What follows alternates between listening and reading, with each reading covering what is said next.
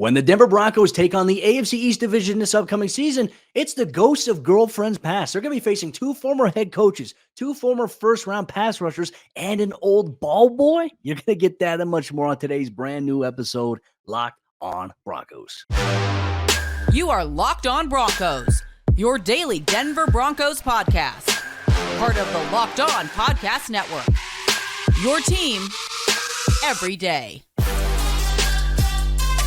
What's happening, Broncos country? Welcome into a brand new episode, Locked on Broncos, your daily Denver Broncos podcast, part of the Locked on Podcast Network, your team every day. Thank you so much to everybody in Broncos country for tuning in, making Locked on Broncos your first listen of the day every single day. Thank you. Shout out to all the everydayers out there. Make sure you subscribe or follow for free on YouTube or wherever you get your podcast so you never miss out on an episode as soon as it's made available. I'm your host, as always, Cody Roark, credentialed Broncos reporter from Mile High Sports, joined alongside, as always, by my co-host, my sidekick, my good friend, Sayre Bedinger. He's the site expert over there, predominantlyorange.com. We're going through and we're looking at some of the divisions that the Denver Broncos will play this upcoming season. What are some superlatives, some headlines that they're going to be facing when those games come? And it's interesting when you look at the AFC East, because the Broncos, it's like the ghosts of girlfriends past. There's a lot of familiar faces and some old breakups that you're going to have to revisit here this upcoming season when Denver takes on the East. And it all starts in week 3 against the Miami Dolphins, right? Party in the city where the heat is on. And Vic Fangio is now on the beach with Jalen Ramsey, Cody. So, I mean, my goodness, it's going to be hot in Miami in week 3. But look, the heat is really going to be turned up when Vic Fangio schemes a defense against the guy that he was supposed to be coaching with this year in Sean Payton. Remember, that was the big report as Sean Payton's looking to get back in the NFL. Adam Schefter's like, hey, he's forming a super staff headlined by Vic Fangio, the former head coach of the Denver Broncos. And so I think there was even a point there where Vic considered coming back to Denver as Sean's defensive coordinator. I don't know this for a fact, Cody, but I would say I think he genuinely considered that option and then ultimately went to Miami, became the highest paid defensive coordinator, at least for what we assume, under Mike McDaniel. Now, the ex-Denver Broncos ball boy, if you didn't know about that. So very interesting ties here to the Denver Broncos organization in Miami, and it doesn't end there. No, it doesn't, because Denver's got a lot of familiar faces in Miami that they'll be taking on. Obviously, last year, it was the big trade at the NFL trade deadline. Bradley Chubb, who's a first-round pick by the Broncos, traded away to the Miami Dolphins, subsequently signs a massive contract extension. His time in Miami, he was dealing with a hand injury as well, and a lot of fans, I know, like, here's the thing about Bradley Chubb. Bradley Chubb has been, I think, roasted a lot by Broncos fans. He's been clowned on a little bit by Dolphins fans. I'm telling you, Bradley Chubb, I think he's going to have one of the best years of his career this upcoming season with the Dolphins, reuniting with Vic Fangio here. He has all the tools there, and it's also the pieces around him. He was great in Denver last season before getting traded here. But I also think it's important to know, like, Bradley Chubb's going to have a chip on his shoulder because he's going to view it as, they called me a core player, they traded me away. There's bulletin board material there. Same thing for Vic Fangio. They fired me. They didn't, believe in what I wanted to do just because, he didn't like the quarterbacks that Denver had there with Drew Lock and others and Teddy. And then on top of that, it's going to be nice to see, my good friend Eric Sauber. Like I said, I grew close with Sabi last season for Denver. Really, really cool guy. He's now a tight end over there in that offense, which, look, for Mike McDaniel, this is a dude who loves running backs, but he also loves tight ends. And you're going to see Sabi, who, for Denver, they lost a very, very, very good special teams player. He's now with the Miami Dolphins as well. This is something to look at. But, what's even intriguing about these storylines of former players, you mentioned it, Sayre. It is going to be hot. Week 3, man, it's going to be scorching. Remember that game with the Ravens and the Dolphins last year? I believe it was around week 3, if I'm not mistaken, or week 4, something like that. It was hot. Like, guys were dehydrated. Guys were, for both sides, getting pulled out of the game and missing the game due to heat exhaustion. That's how hot it gets in South Beach during that time of the year. So it will be a very, very interesting challenge here for the Broncos. A couple of years ago, Cody, I went to Disney in September. I don't think I'll ever do that again. As much as I love Disney, I've been to Disney now in like June and September. They're probably just like laughing at those people as they come in like, look at these people walking into the parks here in the hottest months of the year. No, but I think the other layer of intrigue to this matchup remember the Miami Dolphins, they had a first round pick taken away for tampering with Sean Payton and Tom Brady. So I forgot there's some, about that. yeah, isn't that interesting to think about? And then the Broncos, of course, acquire a first round draft pick from the Miami Dolphins in the Bradley Chubb trade to then go trade for Sean Payton. So you got all these intriguing layers here. This team that never was or never will be in Miami with Sean Payton as the head coach and Tom Brady as the quarterback and co-owner or some weird something or other. That's never going to happen. It almost maybe kind of happened. At least it was an idea in somebody's mind. But and then of course George Payton and Chris Greer, the two general manager of these two teams, very very well connected. I believe, Cody, wasn't it the Broncos and Dolphins who came together on the trade that the Broncos jumped the Atlanta Falcons, or they jumped the Miami Dolphins, one of the two, to get Javonte Williams. So I mean, how many more things can we dig up here? There's got to be a few more. So, but I love it. Former Bronco Jay Cutler? Former Bronco Jay Cutler. Oh, remember that game against the Miami Dolphins? And Julius Thomas. Yes, and my yeah, Jay Cutler's finest moment in his post-Bears career, beating the Broncos and maybe smoking a cig on the sideline. Oh gosh, we're connecting the dots here. This is traumatizing. This is Broncos Dolphins inception hour here on Locked On Broncos. I absolutely love it, but I'm excited for the matchup. And what I'm not excited about, though, Cody, is having to face off against Jalen Waddle and, of course, Tyreek Hill, our old nemesis, who the one play he didn't make against Denver. Remember that incomplete pass that he actually caught? It should have been a touchdown. And I mean, it's just, my goodness, this is a talented team in Miami. They're one of the best rosters in the AFC. And of course, you hope for Tua Tagovailoa the best. Like, I mean, my goodness, it was tough to watch from an outside perspective last year, what he struggled with, what he dealt with.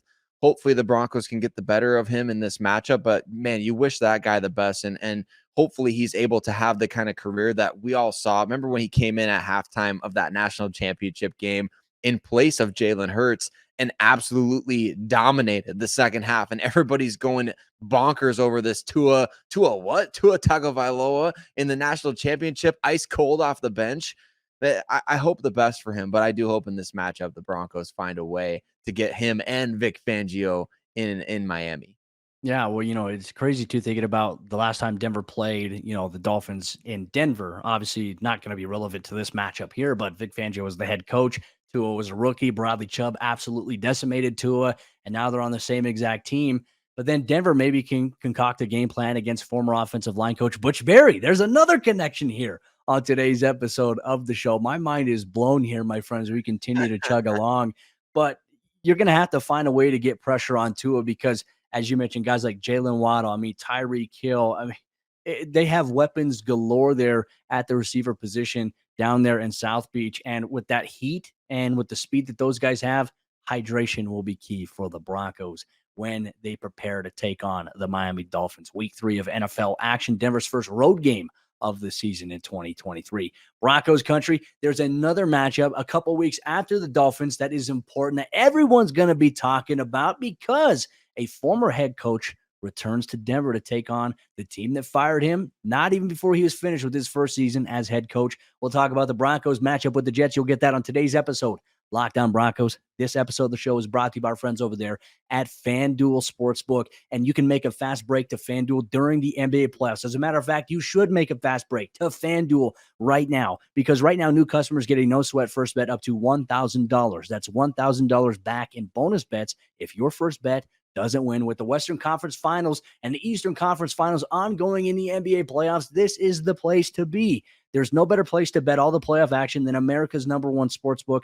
Visit FanDuel.com/lockedon and get a no-sweat first bet up to $1,000. That's FanDuel.com/lockedon. FanDuel, official sports betting partner of the NBA. Nathaniel Hackett and Aaron Rodgers in Denver, just like we all drew it up. Oh, no, Cody, it's the New York Jets version of Nathaniel Hackett and Aaron Rodgers coming to Denver this season for another AFC East matchup. By the way, for those keeping score at home, I also discovered River Craycraft on the Miami Dolphins, Freddie Swain on the Miami Dolphins, Malik Reed on the Miami Dolphins. So, they might as well just go visit their old lockers and shed a few tears or something because it's enough of those guys to be able to do it. Bronco Bowl. It is. It's the Bronco Bowl. So, but the New York Jets, Cody, Aaron Rodgers, some great photoshops of him in a Denver Broncos uniform. Unfortunately, 2 years of torturous rumors that never came to pass. Although it appears we were all on the right track. The people who called us, tinfoil hat theory, conspiracy theorists, whatever, it looks like this was maybe in fact the plan, because Aaron Rodgers now with Nathaniel Hackett as members of the New York Jets together. This is one of the biggest matchups of the year. We talked about it when the schedule came out. Everybody's got this one circled with a big red circle. Like, the Jets are coming to town. We want to kind of get revenge on Hackett a little bit after last season, how embarrassing it ended there, but also kind of on Rodgers for not making this thing happen to come to Denver, right? So I'm excited for this one for sure. It's going to be a big matchup. Not only that, I think when you look at the Jets, I think everyone's wondering, will the New York Jets this year become the Denver Broncos of last year? And I mean, it's hard to imagine that lightning would strike twice, but when Hackett was initially fired, and then when he signed on as offensive coordinator for the Jets, the New York media market just said, okay, yeah, it was it was a dumpster fire in Denver. It wasn't Hackett's fault. Hackett was the fall guy there. It's crazy to see the narratives that, get painted, especially in a bigger market. But also in New York, if Hackett in the offense and Rodgers struggle, it is going to be massively difficult for them as well. But, the Jets are going to be a better football team. And, they had that. They encompassed that under Robert Saleh last season, specifically on the defensive side of the ball. They were one of the NFL's best defenses. I think after week 4, they were able to really just generate pressure, bring down quarterbacks. And they really made life difficult. This was a game when Denver took them on last year in Denver. Once again, it's going to be another Denver Jets match in the Mile High City.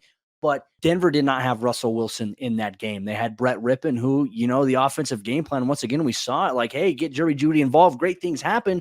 Unfortunately, Sauce Gardner, is getting a little bit of, away with holding. And once again, that's going to be another dynamic that Denver's going to face. But you talk about the addition of Aaron Rodgers. We just talked about the wide receivers that the Miami Dolphins have. Look at the wide receivers here that the Jets have here all across the board. And granted, this could change between now and training camp when roster cuts do have to happen. Allen Lazard coming over, who the Broncos had interest in during NFL free agency. It was widely noted and documented. They made an aggressive push for him. There's Corey Davis, who is very, very talented, damn good player. Randall Cobb reuniting with Rodgers once again. Garrett Wilson, who was an unbelievable player as a rookie last season. And then you have McCole Hardman, former nemesis inside the AFC West. And then, hey, Denzel Mims, who we've always believed, and we've talked about it here on the podcast leading up to the draft, like, hey, we like Denzel Mims. He's got talent. How come Denver doesn't take a look at him, coming out of Baylor? He's had a hard time trying to find his way onto the field in New York. Will he be there when this matchup happens? It doesn't matter because they have so many damn guys at that position, not to mention running back. I mean, last year with Breece Hall, Sayre, he was on a very, very damn good pace. And unfortunately, in Denver, he tore his ACL. They have Israel Abanikanda forever, as we talked about. They drafted him, and they also have Michael Carter. They have a 3-headed monster at the running back position right now on paper. So, yeah, the New York Jets, when they come to town week 5, it's going to be a tough matchup for Denver right now, looking at it on paper. Cody, you mentioned their wide receivers. Who's coaching the wide receivers there in New York these days? We can't go down this. We can't go down this path again. Oh no, Deontay Spencer also plays for the Jets. Oh my gosh, holy cow, man! We could go all day. Did with Connor this. McGovern resign as well? He did. Connor McGovern, Billy Turner is there. You've got Will Parks there in New York. So this is going to be like this season for the Denver Broncos. It may kind of be like the last episode of like your favorite show. It's like all these characters making a cameo appearance. It's like, oh my gosh. So the sentimental experience of these last years that we've absolutely hated as fans. But all these players that we've grown attached to, it's going to be something else to see them. But look, this is a huge matchup for the Denver Broncos to be able to go up against the Jets and Aaron Rodgers. Like you mentioned, Breece Hall, he was really the guy that, again, in that last game against New York, you looked at maybe could Brett Rippon go in there and beat Zach Wilson? Absolutely. And then Breece Hall was like, absolutely not. I'm taking this game over. And didn't he have an 80-yard touchdown before he ultimately suffered the season-ending injury? Just a horrible game for the Jets in general for the course of their season.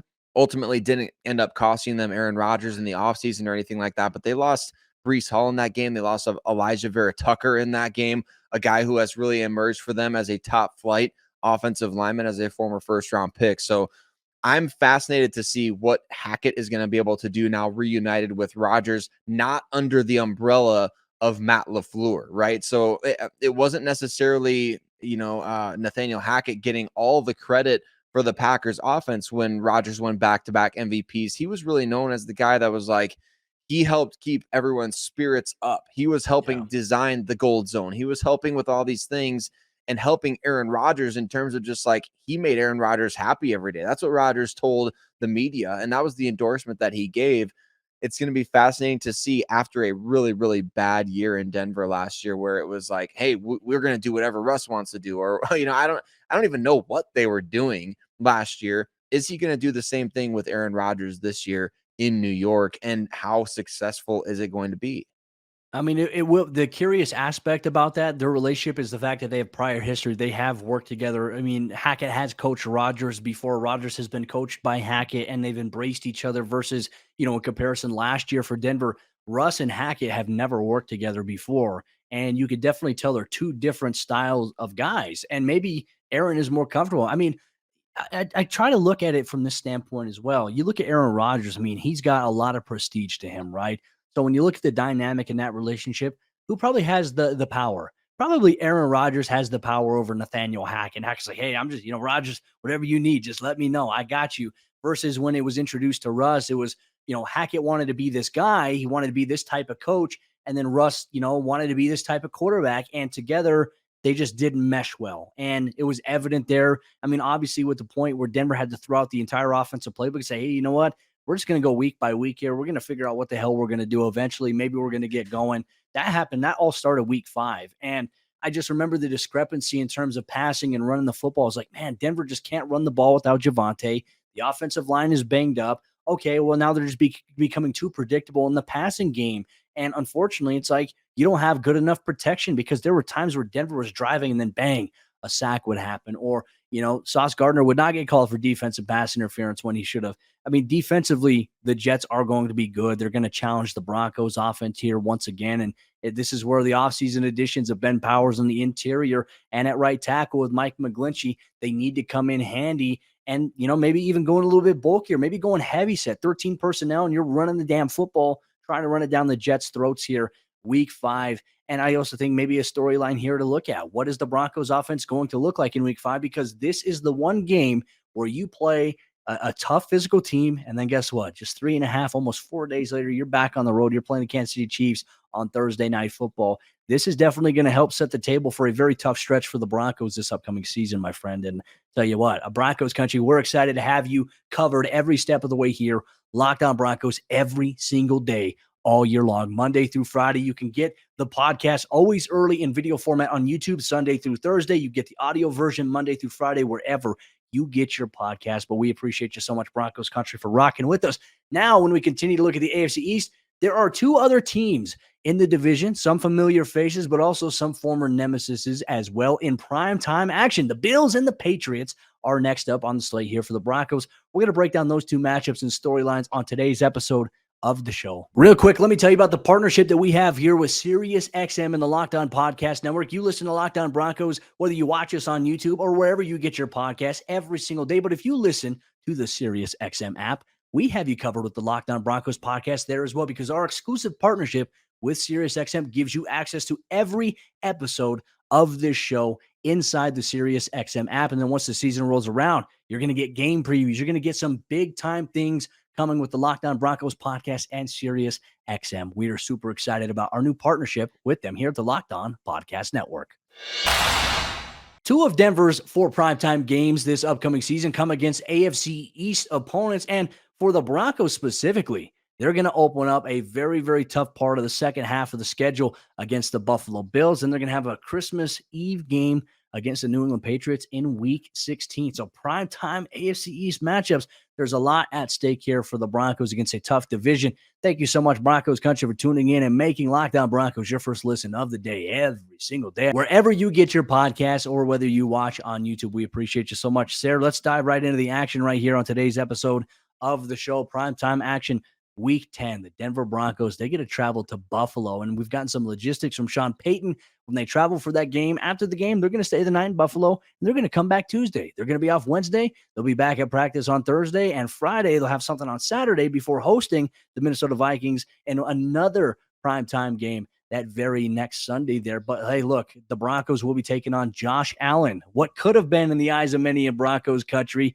and they're going to be taking on Broncos legend Von Miller in this game. I mean, it is a tough matchup on paper. You know, when you look at the Bills offense and when you look at the Bills defense and where you look at where Denver's at, luckily for Denver, they get to face the Bills coming off the bye in week 9. So, hey, we'll see where this team is at by then. But man, this is an intriguing storyline and matchup on paper. It is, Cody. It's that reunion that everybody's been waiting for, right? Obviously, Latavius Murray versus the Denver Broncos once again. Obviously, this There's is no all Isaiah about McKenzie anymore. So there's that one. no, We dodged that one. no.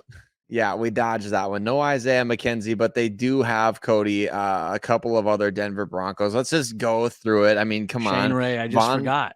Shane Ray is back in the NFL, which is a really, really That's cool awesome. story, by the way. I've seen, I actually think I wrote an article, maybe it was last year or 2 years ago. I seen him training with Von Miller on Instagram, and I thought to myself, man, if Shane wants to make an NFL comeback, he looks like he's in good enough shape to do it.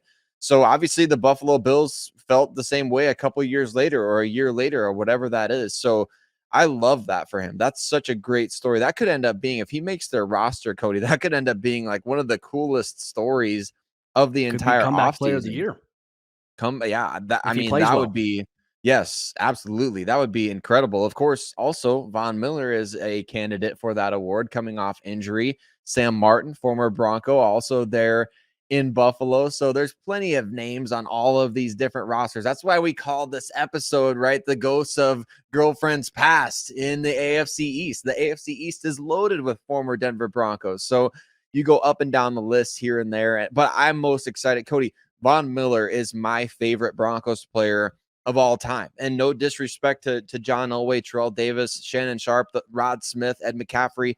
Those are the guys that I fell in love with the team because of.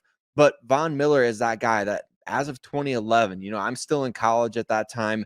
My adult life as a Denver Broncos fan, I owe the fun that it has been, or at least when it was fun, and it's still fun. But I mean, you get what I mean. When the Broncos are winning, it's more fun. I owe so much of that, I feel, to Von Miller. And I'll never forget the great things that he did for the Broncos. I wish he was still a Bronco. And he's one of those guys that, like, you watch his goodbye video for the team, like that gets me in the feels, right? Because it's Von freaking Miller, man. He's the Super Bowl MVP. So I can't wait to see how the Broncos are able to embrace him, even though I know this game is on the road. Can't wait to see how he embraces the Broncos. I know he still refers to them, to us, as we, right? He still says we when talking about the Broncos. How can you not love Von Miller? How can you not root for the guy? I absolutely love it, Cody. And I'm excited for this matchup against Buffalo because you're right. This game against Josh Allen, there's this weird, like, tension in the air about the Broncos should have drafted him when 90% of the people that I interacted with on Twitter at the time hated Josh Allen's guts. Guy couldn't hit the broadside of a barn for most of his college career. And everybody's like, stay as far away from Josh Allen as possible. And now everybody's like, no, I knew he was going to be a star the whole time. I can't believe the Broncos didn't go to his pro day. And when they did, and I know there's just so many weird things about the Josh Allen saga that did or didn't happen with the Broncos and why they didn't pick him. And it's just, it's going to be good for the Broncos to at least hopefully be competitive against him because he's whooped them the last 2 times they played. He's such a tough player to combat in terms of his arm strength. And not only they design quarterback power runs with him, they have a strong run game now. And I think adding Latavius there, that's obviously a great addition for them. Some size and a guy who protects the football. Not to mention Dawson Knox, you have Gabriel Davis, who's emerged as a big-time playmaking wide receiver. You still have Stephon Diggs. I mean, Denver is going to have their hands full in the secondary in terms of covering these guys. And also, we talk about the concern of D-line depth that Denver has right now. You look at maybe the optics against stopping the run, it looks a little bit tough here. Maybe Drew Sanders will be the equalizer here. Maybe that's, I know you call him the Colonel, but maybe we're going to call him the equalizer as well this upcoming season here for Denver. That's a big matchup for the Broncos. Primetime action, ESPN Monday Night Football Week 10. And then there's another one, right? Last year we had to endure a Christmas Day poo-poo fest here with the Denver Broncos. Watching that game was probably one of the most depressing things. And I was just grateful at that time. That was the one game I decided I'm not going to go travel to watch that game. I don't want to sit, after the game in my hotel by myself in Los Angeles, not to mention the whole debacle with Southwest and all the flights and everybody here in Denver that literally could not get back to Denver from LA because of everything that was going on. It would have just been a nightmare. So I lucked out on that. Luckily was able to be with family, was able to do a post-game pod with you. But now, That's right. can Denver rewrite the ship here in 2023? You're not going to have a Christmas Day game. You're going to have a Christmas Eve game here against the New England Patriots. Can the Broncos save Christmas from the Grinch that is Bill Belichick? And hopefully Mac Jones is in a giving mood on Christmas. Hopefully there's a lot of presents there for the Broncos defense. But man, once again, the New England Patriots, they are a tough football team. They're well coached by obviously Bill Belichick. And who knows what they're going to look like. Denver's going to face some familiar faces, some guys that they faced before, and Juju Smith-Schuster being one of those guys, Hunter Henry being on that team as well, former AFC West division rival. This is just going to be, hopefully Denver can send us off, into Christmas Day with, a victory. But man, it's going to be tough against New England. It is. It always is, right? And the Patriots are always well coached. They're always tough. Doesn't matter if they need to win shootout games or low score games. They can typically find a way to do either or. Cody, we got to do the thing, okay? Calvin Anderson, right? He's on the Patriots now. You know who else is on the Patriots? I just found out as we're preparing for this show. Corliss Waitman is on the Patriots. I had no idea. So good for him finding a landing spot. I know the Patriots did draft a punter whose name is Bryce Beringer, Cody. My brother's actual name is Bryce Bedinger. So I mean, my brother, twister. Yeah, my brother just narrowly missed out on getting drafted by the Patriots, just a couple letters off of getting drafted by the Patriots there. But it is going to be tough. And you know what? I almost hate it when the Broncos play on Christmas. I can't even think of the last good memory that I have of them. The most recent one that I can honestly think of, Cody, and I'm probably missing something, but do you remember the game where they were playing against the Cincinnati Bengals on Christmas Eve and the Bengals botched an extra point and the Broncos ended up winning by 1? This may have been like over 10 years ago. I can't even remember. Chad Ochocinco was still on the team when that happened. John Lynch was a Bronco.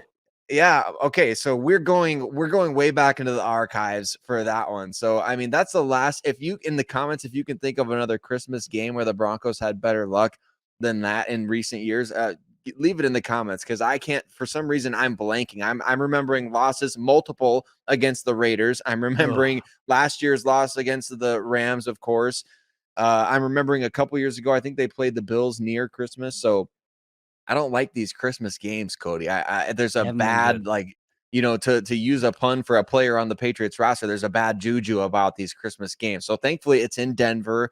And that's the one thing to be excited about. December against the Patriots in Denver, we got good vibes there, right? That's when the CJ Anderson overtime game happened in 2015. So hopefully some more good vibes this coming year. And we'll see. Maybe the Broncos have some uniform tricks up their sleeve for Christmas this year. Maybe that's one of those special games for them this season. Maybe that's where we see the white alternate helmet here for the Broncos when they face the Patriots Christmas Eve. Some stocking stuffers and hopefully a Broncos win. The Ghost of Girlfriends Past tour will kick off in the 2023 NFL season when the Broncos face the AFC East, the Miami Dolphins Week 3, the New York Jets. Obviously, that's going to be Week 5, the Buffalo Bills Week 10, and the New England Patriots in Week 16. Broncos country. Let us know what you thought about today's episode down below in the YouTube comments. If you're watching, make sure you interact with other members of Broncos country as well. Thank you so much for all of you listening to us wherever you get your podcasts as well. Make sure you subscribe or follow so you never miss out on an episode as soon as it's made available. The Broncos are back on the field on Wednesday for minicamp. Voluntary minicamp phase 1 of OTAs officially begins. Who's going to be in attendance? I'll be at practice. We'll have you covered here with the recap. Locked on Broncos. We appreciate you so much. Broncos country. Let's ride.